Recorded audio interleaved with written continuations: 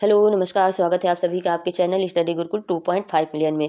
आज की हमारी क्लास संबंधित है विशेषकर आरओ और एआरओ का जो एग्ज़ाम होना है उसमें सामान्य हिंदी के कुछ चैप्टर दिए गए हैं, जिसमें आज हम वर्तनी शुद्धि, विशेष्य और विशेषण तथा इसके साथ अनेकार्थी शब्दों को सम्मिलित किए हुए हैं और जो शायद 10 प्रश्न आएंगे और 10 नंबर के रहेंगे, है ना। तो इस तरह हिंदी हमें लगता है 50 नंबर की है। आप सब लोग अपना सिलेबस देखिए। हाँ, अगर आप हमारे चैनल पर नए हैं तो सबसे पहले हमारे चैनल पर जाकर इसे लाइक करें, शेयर करें, सब्सक्राइब करें, अपना सहयोग बनाए रखें। इसके साथ साथ आरओ और एआरओ के साथ साथ आपके जितने भी कॉम्पिटिटिव एग्ज़ाम लगे हुए हैं तो उनमें जिसमें हिंदी पूछी जाएगी उसमें सबके लिए ये महत्वपूर्ण क्लास रहेगी। तो चलिए देख लेते हैं 15-15 क्वेश्चन सभी के, और ये एक रिवीजन क्लास रहेगी। इसमें आप अपना टेस्ट भी दे सकते हैं, है ना। तो पहला क्वेश्चन दिया गया है और किस तरह क्वेश्चन आएंगे ये भी हमें पता चलेगा। तो निम्नलिखित में से क्या पूछा गया है, शुद्धवर्तनी वाला शब्द कौन सा है। तो ऑप्शन दिए गए हैं। फर्स्ट में दिया गया है अध्ययन, फिर अध्ययन, अध्ययन और डी में दिया गया है अध्ययन। तो सही जवाब क्या होगा, ऑप्शन सी अध्ययन शुद्धवर्तनी वाला शब्द है, शुद्ध है, बाकी सब अशुद्ध दिए गए हैं। नेक्स्ट क्वेश्चन है कि निम्नलिखित में से शुद्धवर्तनी वाला शब्द कौन सा है। देखिए ऑप्शन दिए गए हैं तो शुद्धवर्तनी पूछा गया है, ऑप्शन बी इसका राइट आंसर होगा। आगे दिया गया है कि कौन सा शब्द शुद्ध है ना। क्वेश्चन सही से पढ़ना है, फिर इसके बाद हमें अपना टेस्ट देना है। तो ऑप्शन ए में दिया गया है 46 हो या 46 या 46 या 46 होता है। तो सही जवाब होगा ऑप्शन ए 46 इसका शुद्ध शब्द है, बाकी सब अशुद्ध हैं।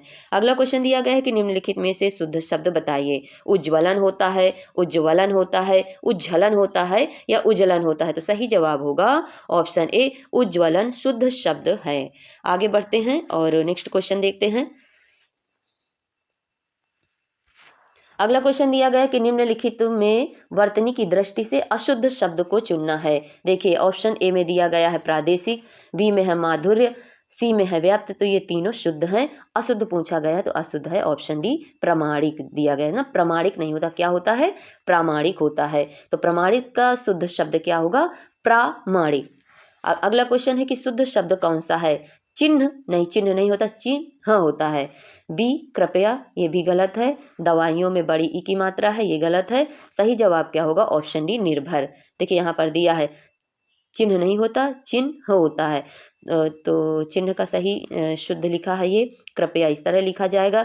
दवाइयों में बड़ी ई नहीं होगी, सही जवाब होगा दवाइयाँ।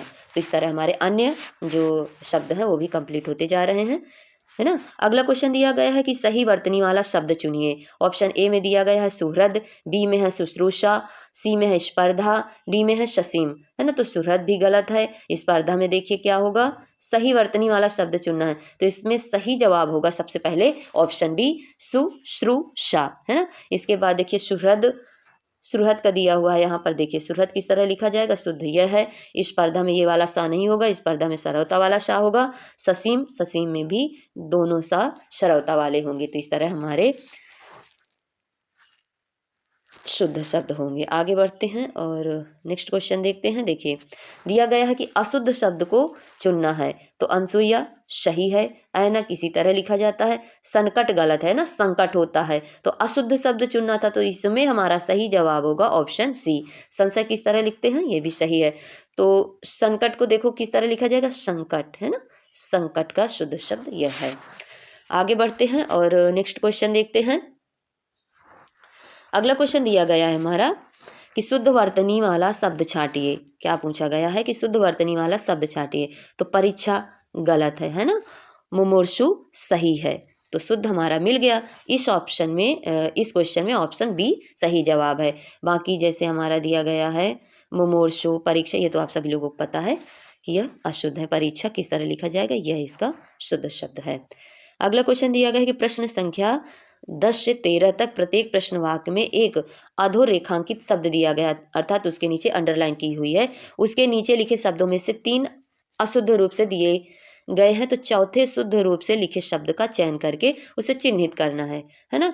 तो चलिए देख लेते हैं 10 से 13 तक। तो 10 नंबर पे क्वेश्चन दिया गया है कि उस कवित्री, तो कवित्री को हमें इसमें पता करना है कि शुद्ध कौन सा है। 4 ऑप्शन दिए हैं, 4 ऑप्शन में जो सही है उसे हमें छाटना है। तो कवित्री की कविताएं बहुत पसंद की गई, तो कवित्री को देखना है। देखो क्या होता है। ऑप्शन ए में दिया गया है कवित्री या कवित्री, कवयत्री या कवित्री। तो सही जवाब होगा हमारा क्या, अशुद्ध रूप से लिखे, शुद्ध रूप से लिखे शब्द का चयन करना है ना। तो सही जवाब होगा हमारा ऑप्शन डी, कवयित्री होता है। अगला क्वेश्चन दिया गया है कि प्रधानमंत्री के भाषण की श्रुतिलिपि उसने उसी समय ले ली। तो श्रुतिलिपि का सही जवाब क्या होगा, शुद्ध कौन सा है, श्रुतिलिपि गलत है इसमें, तो सही होगा श्रुत लिपि, ऑप्शन बी इसका सही जवाब होगा। बाकी आप सब लोग देखते जाइए। अगला क्वेश्चन दिया गया है कि भग्गू सेठ तो बहुत ही दुष्चरित्र व्यक्ति है। तो दुष्चरित्र कैसे लिखा जाएगा, है ना, दुष्चरित्र दिया हुआ है। इसका सही जवाब होगा हमारा ऑप्शन ए, है ना। किस तरह होगा, दुष्चरित्र, ऑप्शन ए इसका राइट आंसर है। मतलब क्या है इसमें कि बड़ा ऊ की जो मात्रा है वह नहीं होगी, छोटा ऊ की मात्रा होगी। ठीक, अगला क्वेश्चन है हमारा शुद्ध शब्द का चयन करिए। 15 तक देखेंगे इसको। ऑप्शन ए में दिया है गंगा जल, और बी में दिया गया है वे बुनियाद, और सी में दिया गया है बड़ा शाह, डी में दिया गया है चौपाया। तो सही जवाब है हमारा ऑप्शन सी, बड़ा शाह। हिंदी वर्तनी का महत्वपूर्ण नियम शाह, जैसा आदि सारूप्यवाचकों के पूर्व योजक चिन्ह का प्रयोग किया जाना चाहिए। मतलब क्या है, जैसे यहाँ पर बड़ा शाह है तो यहाँ पर हम ये जो बीच में योजक चिन्ह इस तरह होता है यह लगा सकते हैं। किन किन के बीच में, जैसे दे दिया जाए शाह जैसा, है ना, और किया जाना जैसे तुम सा राम जैसा, अतः विकल्प इसमें सी सही है, क्या, बड़ा शाह। बाकी दिए गए हैं जैसे गंगा जल, तो गंगा जल एक शब्द है, इसमें हम योजक चिन्ह का प्रयोग नहीं करेंगे, इसलिए यहाँ पर गंगा जल गलत है। वे बुनियाद, इसमें भी हम योजक चिन्ह नहीं लगाएंगे। योजक चिन्ह कहाँ लगाएंगे, जहाँ पर जैसे दिया जाए शाह जैसा, इस तरह के शब्द आ जाए वहाँ पर हम योजक चिन्ह का प्रयोग करेंगे। चौपाया, चौपाया में भी देखिए यह एक शब्द है, अलग शब्द नहीं है, इसलिए ये तीनों गलत हैं और ऑप्शन सी सही है। नेक्स्ट क्वेश्चन है कि शुद्ध वर्तनी चुनना है। शमशान, शमशान तो यहाँ पर ये वाला गलत है, सही जवाब होगा ऑप्शन सी, शमशान शुद्ध ये है। अगला क्वेश्चन है कि दिन रात अध्ययन करके भी, अध्ययन देखो अध्ययन गलत लिखा है ना, क्या होगा, अध्ययन होगा, अध्ययन है, ऑप्शन बी इसका सही जवाब है ना। अब तो हमारे 15 क्वेश्चन इसमें कंप्लीट होते हैं। चलिए आगे बढ़ते हैं और नेक्स्ट देखते हैं। चलिए अब हम आगे देखते हैं विशेषण और विशेष्य के बारे में। इसमें भी हम 15 क्वेश्चन देख लेते हैं। देखिए पहला क्वेश्चन दिया गया है कि विशेषण के मुख्यतः कितने भेद होते हैं। क्या पूछा गया है, विशेषण के मुख्य कितने भेद होते हैं। तो विशेषण कितने प्रकार के होते हैं, विशेषण 4 प्रकार के होते हैं, इसलिए ऑप्शन बी इसका राइट आंसर है। डिटेल भी देखेंगे कि विशेषण मुख्यतः 4 प्रकार के होते हैं। कौन कौन से, सार्वनामिक विशेषण, गुणवाचक विशेषण, संख्यावाचक विशेषण और परिमाणवाचक विशेषण। तो इस तरह इसका सही जवाब है ऑप्शन बी, विशेषण मुख्यतः कितने भेद होते हैं, विशेषण के मुख्यतः 4 भेद होते हैं। अगला क्वेश्चन है कि बैताल पचीसी किस विशेषण का उदाहरण है। बैताल पचीसी किस विशेषण का उदाहरण है। ऑप्शन में दिए गए हैं अपूर्ण संख्यावाचक है, पूर्ण संख्यावाचक है, क्रमवाचक है या समुदायवाचक है। तो इसका सही जवाब क्या होगा, समुदायवाचक है, बैताल पचीसी है ना। और देखिए इसका डिटेल दिया गया है कि बैताल पचीसी में समुदायवाचक विशेषण है भय, जो अगर भय की बात आ जाए तो भय इसमें भाववाचक संज्ञा है। ठीक, अगला क्वेश्चन दिया गया है कि ऋषि संज्ञा शब्द से विशेषण शब्द क्या बनेगा। ऋषि संज्ञा शब्द से विशेषण शब्द क्या बनेगा, है ना, विशेषण बनाना है तो ऋषि से क्या हो जाएगा, आर्ष। तो इसका सही जवाब होगा ऑप्शन ए। देखिए ऋषि संज्ञा शब्द है और इसे विशेषण बनाना है तो यह आर्ष बनेगा, अर्थात हमारा विकल्प ए सही है। अन्य विकल्प जैसे ऋषिकल्प हो गया, ऋषिवत हो गया और ऋषितुल्य तो विशेषण पद का निर्माण नहीं करते हैं, ये बताया गया इसमें। आप लोग अपना टेस्ट देते जाइए और अपनी हिंदी सही करते चलिए, है ना। अगला क्वेश्चन दिया गया है कि व्याकरण की दृष्टि से कौन सा शब्द विशेषण नहीं है। क्या है, व्याकरण की दृष्टि से कौन सा शब्द विशेषण नहीं है। ऑप्शन ए में दिया गया है भयभीत, बी में है निर्भीक, सी में है भीरु और डी में है भय। तो क्या पूछा गया, विशेषण है तो विशेषण यह नहीं है। ऑप्शन डी इसका राइट आंसर है। व्याकरण की दृष्टि से भयभीत, निर्भीक और भीरु शब्द क्या हैं? विशेषण है, जबकि भय शब्द विशेषण नहीं क्या है? विशेष्य है। इसका विशेषण भयानक होगा।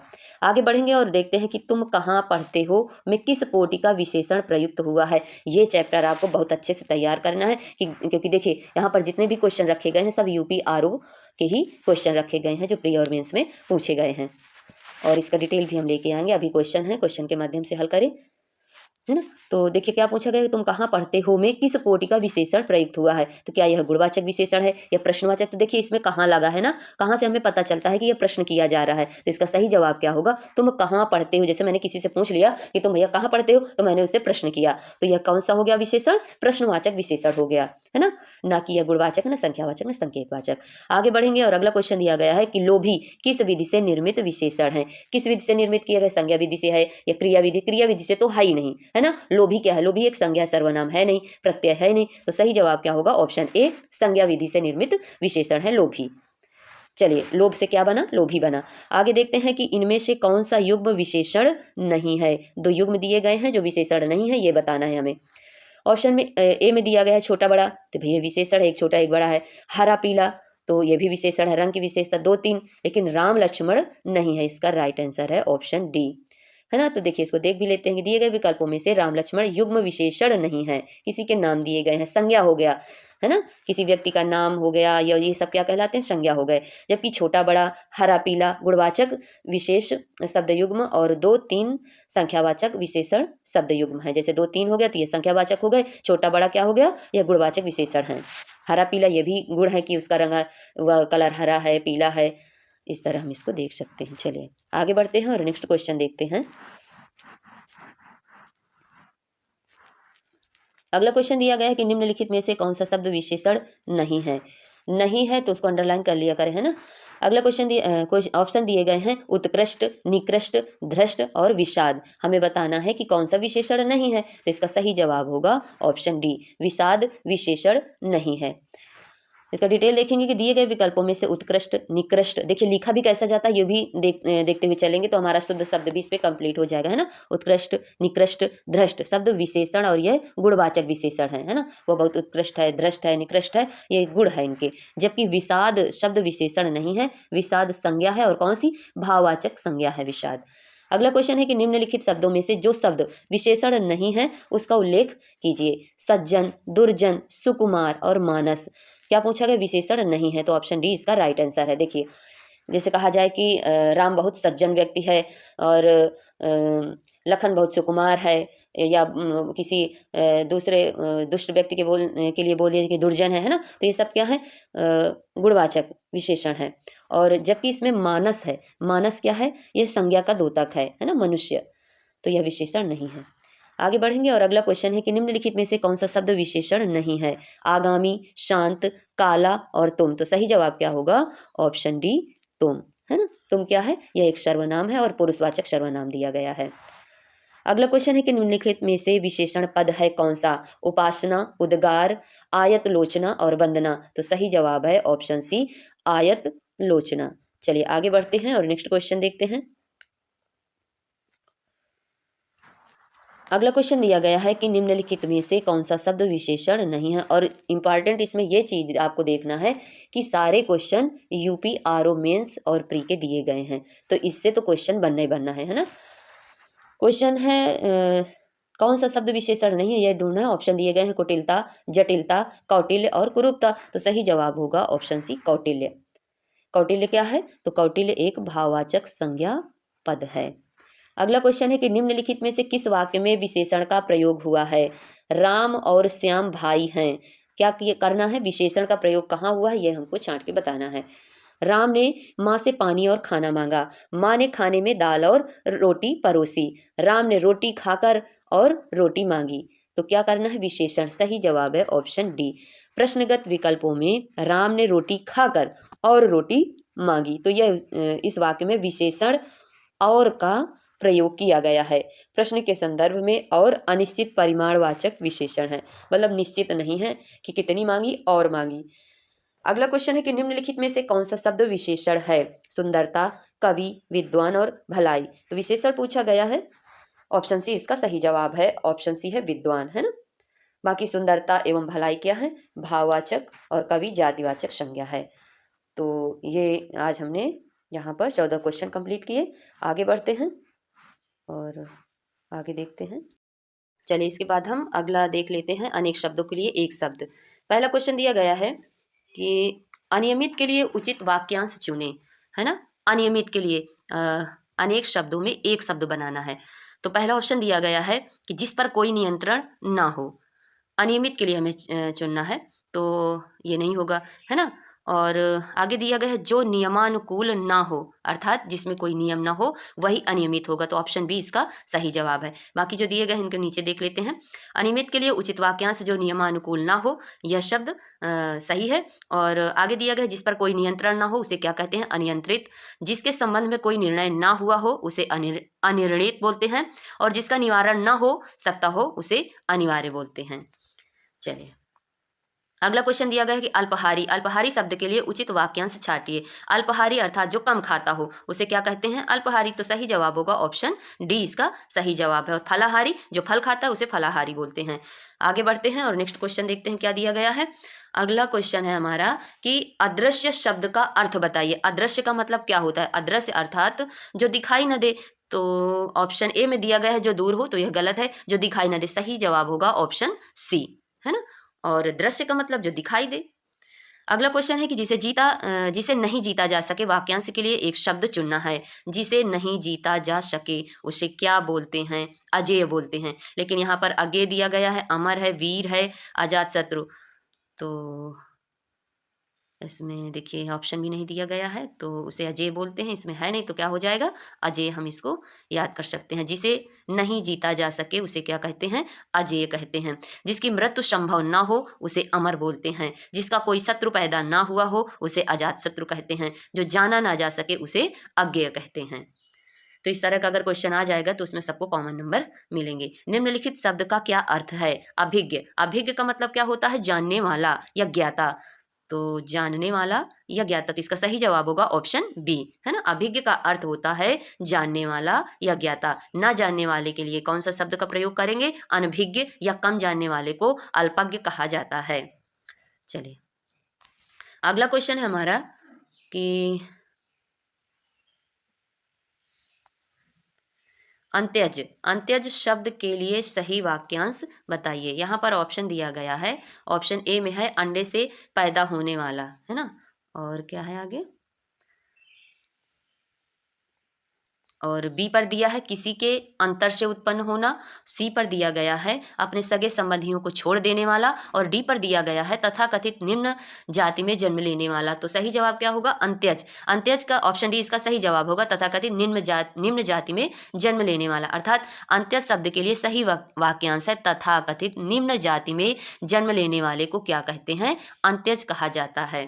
अगला क्वेश्चन है कि जिसका जन्म छोटी जाति निचले वर्ण में हुआ हो उसके लिए कौन सा शब्द प्रयोग करेंगे। ये वही क्वेश्चन देखो इस तरह पूछा गया है, तो उसे क्या कहेंगे, ऑप्शन सी अंत्यज इसका सही जवाब होगा। अंडे से उत्पन्न जीव को अंडज कहा जाएगा। जो छूने योग्य ना हो उसे अछूत कहा जाता है ना। अगला क्वेश्चन है कि जिसका जन्म पहले हुआ हो, वाक्य के लिए एक शब्द का विकल्प चुनिए। जिसका जन्म पहले हुआ हो, तो इसका सही जवाब क्या होगा, उसे हम कहेंगे अग्रज या बड़ा भाई, है ना। ऑप्शन ए इसका सही जवाब है। आगे बढ़ते हैं और नेक्स्ट क्वेश्चन देखते हैं कि जो मापा ना जा सके उसे क्या बोलते हैं, अपरिमेय बोलते हैं। तो ये पहले पर दिया है ना, जो मापा ना जा सके, तो इसका सही जवाब होगा ऑप्शन ए। अगला क्वेश्चन है कि ऐसा व्यक्ति जिसके आने का दिन और समय पहले से निश्चित नहीं होता तो उसे हम क्या बोलते हैं, अतिथि आए हैं, है ना। ऑप्शन सी इसका सही जवाब है, अतिथि। अच्छा आगे दिया है जो समय के योग्य ना हो उसे क्या बोलते हैं, असामयिक बोलते हैं। अर्थात डी वाले के बारे में जो समय के योग्य ना हो उसे असामयिक बोलते हैं। सामने आया हुआ उसे अभ्यागत बोलते हैं, जो सामने आया हुआ हो। प्रतिष्ठित व्यक्ति को गणमान्य कहा जाता है। अगला क्वेश्चन दिया है हमारा, निम्नलिखित में से कौन सा पीछे चलने वाला शब्द समूह हेतु एक शब्द है। तो जो पीछे चले उसे अनुगत बोलते हैं ना, तो पीछे चलने वाले शब्द का मतलब इसका सही जवाब होगा ऑप्शन ए अनुगत, है ना। देखिए और यहाँ पर है, हम केवल 15 क्वेश्चन करेंगे, है ना। देखिए, पीछे चलने वाला शब्द, शब्द समूह के लिए एक शब्द है अनुगत होता है, जबकि आया हुआ के लिए क्या बोलते हैं, आगत। आया हुआ के लिए क्या बोला जाता है, आगत। तथा किसी का अंधा अनुयायी बनकर उसके पीछे चलने वाले को पिछलग्गू बोला जाता है। अगला क्वेश्चन है कि जो कभी बूढ़ा ना हो, उपयुक्त शब्द का चयन करें। जो कभी बूढ़ा ना हो उसे अजर कहते हैं, तो सही जवाब होगा ऑप्शन बी। जो कभी मृत्यु को प्राप्त न हो उसे अमर बोलते हैं। युवावस्था को प्राप्त करने वाला तरुण कहलाता है। प्रत्येक परिस्थिति में एक समान बने रहना उसे सदाबहार कहते हैं। अगला क्वेश्चन दिया गया है कि जो कानून के विरुद्ध हो उपयुक्त शब्द का चयन करें, अर्थात वह अवैध है। जो कानून के विरुद्ध है वह अवैध है, तो ऑप्शन डी इसका सही जवाब होगा। आगे बढ़ते हैं और आगे देख लेते हैं क्या दिया गया है। अर्थात जो कानून के विरुद्ध हो उसे अवैध बोलते हैं। जो संविधान के अधीन हो उसे संवैधानिक बोलते हैं। देखिए, अधीन कैसे लिखा जाता है, अधीन नहीं होता, अधीन होता है ना। जो विधि के अधीन हो उसे वैधानिक बोलते हैं। जो संविधान के अधीन हो गए उसे संवैधानिक, जो विधि के अधीन हो गए उसे वैधानिक बोलते हैं। अगला क्वेश्चन है कि जिसके बराबर कोई ना हो, जिसकी मतलब कोई बराबर हो ना, उसे अनुपम कहते हैं। ऑप्शन बी इसका सही जवाब होगा। आगे देख लेते हैं, देखिए डिटेल में क्या दिया गया है। जिसके बराबर कोई ना हो उसे अनुपम बोलते हैं। अत्यंत विशिष्ट लक्षणों वाला विलक्षण कहलाता है। जो साधारण ना हो उसे असाधारण बोलते हैं। लोकातीत असाधारण का पर्याय है, अर्थात असाधारण का पर्यायवाची पूछ लिया जाए तो क्या है, लोकातीत होता है। अगला क्वेश्चन है कि जिसके पास कुछ भी ना हो उसे क्या कहते हैं, अकिंचन कहते हैं। कुछ है ही नहीं उसके पास, ऑप्शन बी इसका सही जवाब है। और डिटेल देख लेते हैं कि डिटेल में क्या दिया गया है कि जिसके पास कुछ भी ना हो उसे अकिंचन बोलते हैं। विनय से युक्त है उसे विनीत बोलते हैं। गरीब या दरिद्र अकिंचन के समानार्थी शब्द होते हैं, अर्थात गरीब और दरिद्र क्या है, वह अकिंचन। लेकिन अगर इस तरह पूछ लिया जाए ऑप्शन में तो हम ऑप्शन बी ही सही करेंगे, है ना। ऑप्शन बी इसका सही जवाब होगा। तो आज की क्लास हमारी यहीं से समाप्त होती है। वीडियो अच्छी लगे तो लाइक करें, शेयर करें, सब्सक्राइब करें। Thanks for watching. धन्यवाद।